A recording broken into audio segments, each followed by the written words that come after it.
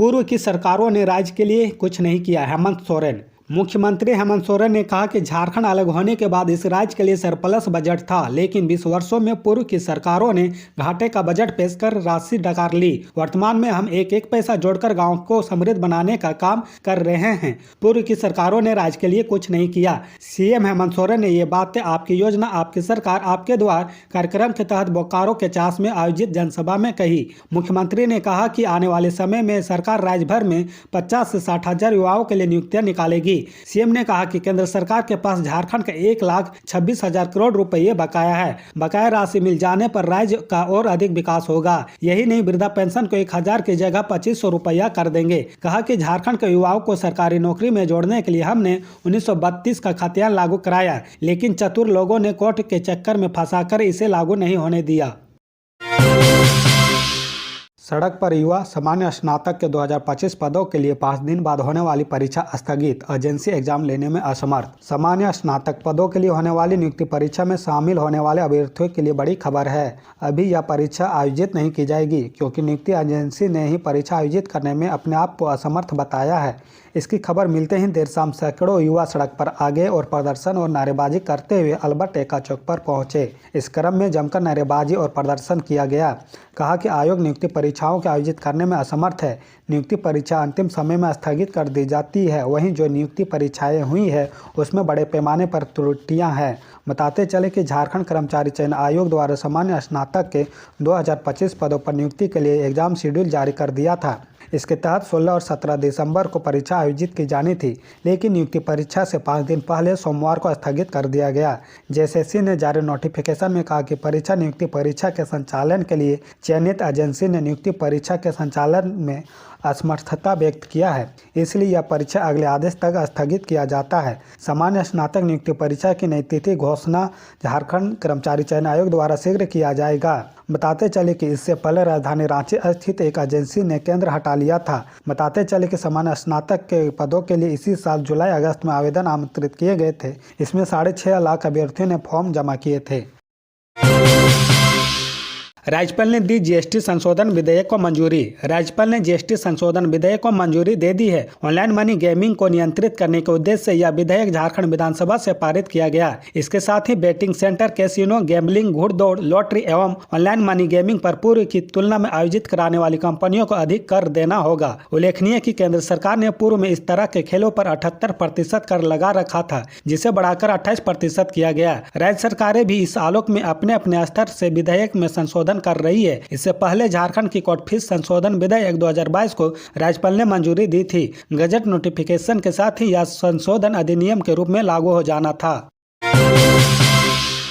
जमीन मामले में आज होनी है पूछताछ। सीएम हेमंत सोरेन के ईडी कार्यालय जाने पर संशय। मुख्यमंत्री हेमंत सोरेन से मंगलवार को पूछताछ होनी है। प्रवर्तन निदेशालय ने उन्हें समन भेजकर पूछताछ के लिए 12 दिसंबर को दिन के 11 बजे रांची स्थित क्षेत्रीय कार्यालय में हाजिर होने का निर्देश दिया है। हालांकि आपकी योजना आपकी सरकार आपके द्वार के तहत श्री सोरेन के दुमका जाने का कार्यक्रम पहले से ही तय है, इसलिए पूछताछ के लिए उन्हें ईडी कार्यालय पहुँचने का लेकर संशय बना हुआ है। जमीन के सिलसिले में पूछताछ के लिए उन्हें भेजा जाने वाला यह छठा समन है।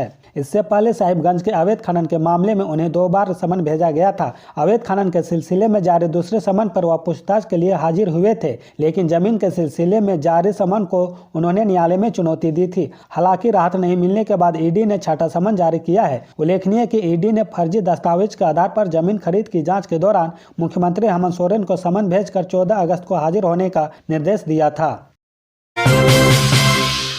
1932 आधारित नियोजन नीति के लिए जारी रहेगा प्रयास। हेमंत। मुख्यमंत्री हेमंत सोरेन ने कहा कि विपक्ष का चश्मा गलत है। सरकार राज्य की जनता की चिंता करती है, सबके लिए नीतियां बना रही है, नियुक्तियां भी होगी, विभाग में रिक्तियां खंगाली जा रही है। सीएम सोरेन ने कहा कि विपक्ष बाधा उत्पन्न करती है। 1932 को आधार बनाकर नीतियां बनाई गई, लेकिन चतुर लोग कोर्ट में चले गए। श्री सोरेन ने सोमवार को बोकारो जिले के सोनाबाद चास स्थित उच्च विद्यालय में आयोजित आपकी योजना आपकी सरकार आपके द्वार कार्यक्रम को संबोधित कर रहे थे। मुख्यमंत्री ने कहा कि राज्य में जब से हमारी सरकार वजूद में आई है। हम यहाँ के आदिवासी मूलवासी के हक अधिकार को संरक्षित करने के लिए प्रतिबद्धता के साथ कार्य कर रहे हैं। 1932 आधारित नियोजन नीति के लिए हमारा प्रयास जारी रहेगा। श्री सोरेन ने कहा कि केंद्र सरकार पर झारखंड का 1.36 लाख करोड़ रुपये बकाया है। यदि केंद्र सरकार उक्त राशि का भुगतान कर दे तो जरूरतमंदों को मिलने वाले पेंशन की राशि दोगुनी कर दी जाएगी। हेमंत सोरेन ने कहा कि किसानों को स्वावलंबी बनाने के लिए कई योजनाएं चलाई जा रही है। किसानों को मवेशी दी जा रही है। मवेशी मौत होने पर ऋण राशि माफ कर दी जाएगी।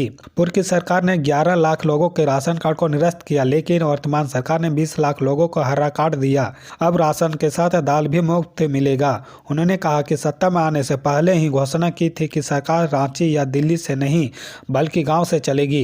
अब गांव पंचायत में शिविर लगाकर लोगों की समस्याएं दूर की जा रही है। श्री सोरेन ने कहा कि विभागीय अधिकारी व कर्मी जनता की सेवा के लिए होते हैं, लेकिन पूर्व की सरकार ने इन्हें अपनी सेवा के लिए इस्तेमाल किया। वर्तमान सरकार ने अधिकारी व कर्मी को जनता की सेवा का कार्य में लगाया है।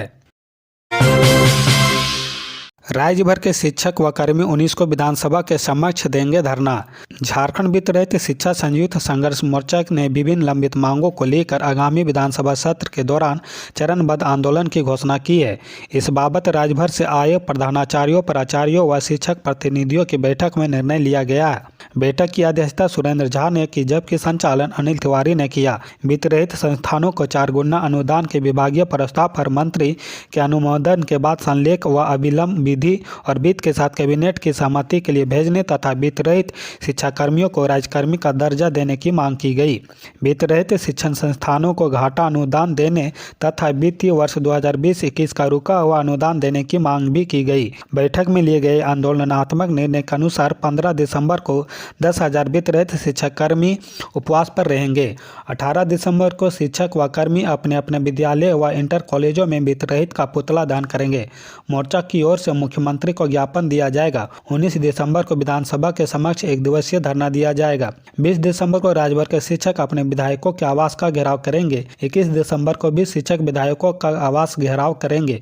मांगे नहीं मानी गई तो मुख्यमंत्री का आवास का घेराव किया जाएगा। इस अवसर पर कुंदन कुमार सिंह, रघुनाथ सिंह और हरिहर प्रसाद कुशवाहा, फजलुल कादिर अहमद, गणेश महतो, अरविंद सिंह आदि मौजूद थे। हाईकोर्ट में सुनवाई, शिक्षकों का अपग्रेड, वेतनमान का रास्ता साफ। जी हां, बता दें कि झारखंड हाईकोर्ट के जस्टिस राजेश शंकर की अदालत ने उत्क्रमित वेतनमान को लेकर प्राथमिक विद्यालय के शिक्षकों की ओर से दायर याचिकाओं पर फैसला सुनाया है। अदालत ने याचिकाकर्ताओं को छूट देते हुए कहा कि वह योजना साबित विभाग तथा स्कूली शिक्षा व साक्षरता विभाग के सचिव के समक्ष अभियावेदन दे। अभियावेदन दाखिल करने की तारीख से 2 माह के अंदर उक्त दोनों सचिव उत्क्रमित वेतनमान के मामले में राज्य सरकार द्वारा जारी प्रासंगिक परिपत्र, कार्यालय आदेश आदि के अनुसार उचित निर्णय लेंगे। अदालत ने उक्त आदेश देते हुए सभी याचिकाकर्ताओं को निष्पादित कर दिया है। इससे पूर्व प्रार्थी की ओर से अधिवक्ता अमित कुमार तिवारी ने पक्ष रखते हुए अदालत को बताया था कि कैबिनेट के निर्णय के बाद 6ठे वेतनमान की विसंगतियों को दूर करते हुए उत्क्रमित वेतनमान देने का संकल्प वर्ष 2013 में जारी किया गया था। शिक्षकों का वेतन निर्धारण भी किया गया। कई शिक्षकों के वेतन भुगतान भी हुआ था। हेमंत सोरेन के मामले में चुनाव आयोग की सिफारिश की समीक्षा की जा रही है। राज्यपाल सीपी राधाकृष्णन ने कहा कि राज्य के मुख्यमंत्री हेमंत सोरेन के खिलाफ पत्थर खनिज पट्टा लीज मामले के तहत ऑफिस ऑफ प्रॉफिट मामले में चुनाव आयोग द्वारा भेजी गई सिफारिश की राजभवन द्वारा मूल्यांकन किया जा रहा है। राज्यपाल सोमवार को राजभवन में पत्रकारों से बात कर रहे थे। राज्यपाल ने कहा कि जिन लोगों ने गलत काम किया है और दोषी पाए गए हैं उन्हें परिणाम भुगतना ही होगा। राज्यपाल ने जोर देकर कहा कि वे बार बार बता रहे हैं कि कोई भी गलत करेंगे तो उन्हें परिणाम भुगतने ही होंगे।